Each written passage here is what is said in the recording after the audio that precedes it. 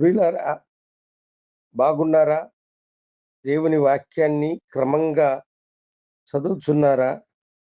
ప్రార్థించుచున్నారా?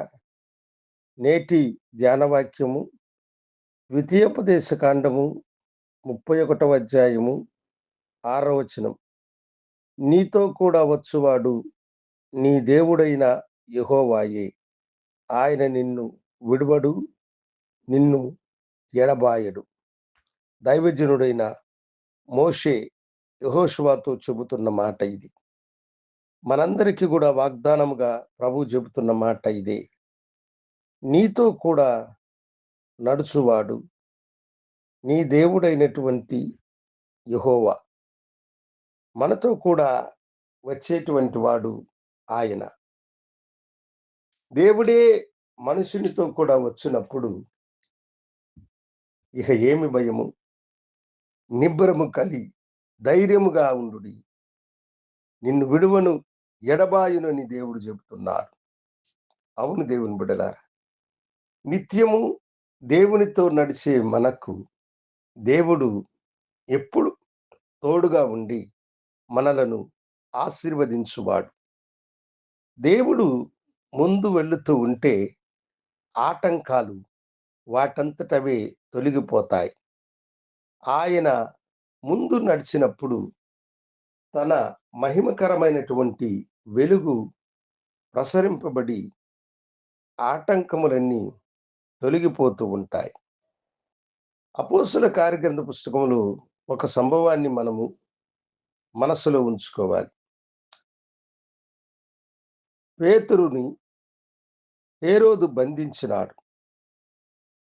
దేవుని యొక్క దూత చెరసాలలోనికి ప్రవేశించి ఇద్దరు సైనికుల మధ్య నిద్రించుచున్న పేతురుని తట్టి లేపి అతనికున్న సంకెళ్ళు వాటంతట అవే ఊడిపోయాయి. పేతురు కలనుకుంటూ ఆ దూత వెనుక నడుస్తూ ఉన్నాడు. ఆ దూత పోతూ ఉండగా బంధింపబడిన చెరసాల తలుపులు వాటంతట అవే తెరుచుకున్నాయి. పేతురుకి విడుదల కలిగింది.